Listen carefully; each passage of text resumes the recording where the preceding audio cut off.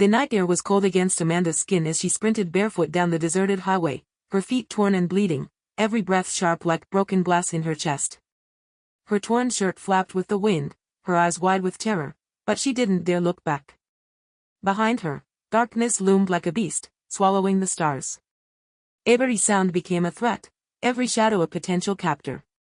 Amanda's mind replayed the moment she escaped, the broken window, the sliced palm, the adrenaline that surged stronger than fear. She didn't know where she was running. Only that she had to. The truck she'd been thrown into was still out there, somewhere. It might be following. It might be watching. Bat still, she ran. Amanda Carter, 29, wasn't supposed to be a headline. She was a librarian, the quiet kind who stayed late to shelve books and brought tea to her elderly neighbors. She believed in kindness, in decency. But kindness didn't matter to the man who'd tricked her into his truck under the guise of a flat tire, then turned a quiet roadside stop into a nightmare. No one had seen her escape. Her phone had been smashed. She had nothing. Just the black highway stretching endlessly under her torn feet. Until she saw them, headlights. Distant. Approaching. She stumbled to the shoulder, flailing her arms, praying the driver wouldn't think she was dangerous or mad. The car slowed. Her heart stuttered. It stopped. The door creaked open and a man stepped out, mid-40s, flannel shirt, cautious eyes. It looked at her like someone unsure if they were seeing a ghost or a victim. "Are you okay?" he asked softly.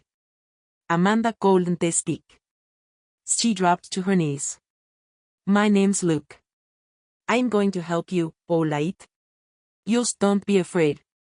Luke wrapped her in a blanket from his backseat and dialed 911. As they waited, Amanda trembled, both from cold and from shock. Luke didn't press her for answers. He didn't ask what she had been through. He just listened. When the police arrived, Amanda was taken to a hospital. Her injuries were minor, but her trauma ran deep.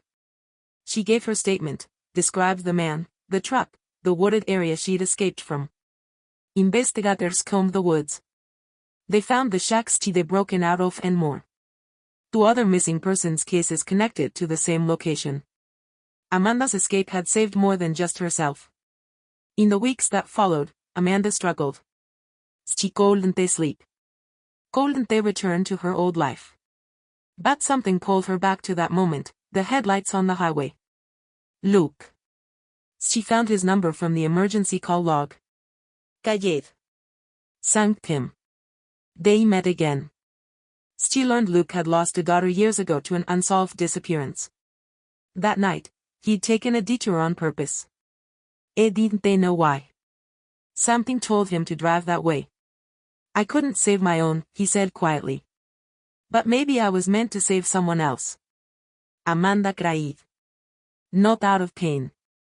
Out of knowing that even the most broken among us still have something to give. Months passed. Amanda started a foundation with Luke's help, Second Light, for survivors of abduction and trauma. She began speaking publicly. Not about the horror, but about the moment that changed everything. "I was running for my life," she would say, voice steady, eyes bright. "But I was saved because someone chose compassion over fear." He didn't look away. He didn't keep driving. That changed everything. Luke became like family. Not because he rescued her, but because he believed in her healing. Together, they turned one terrifying night into a purpose that reached others. And so, the story didn't end on that dark highway. It began there. In headlights. In human decency.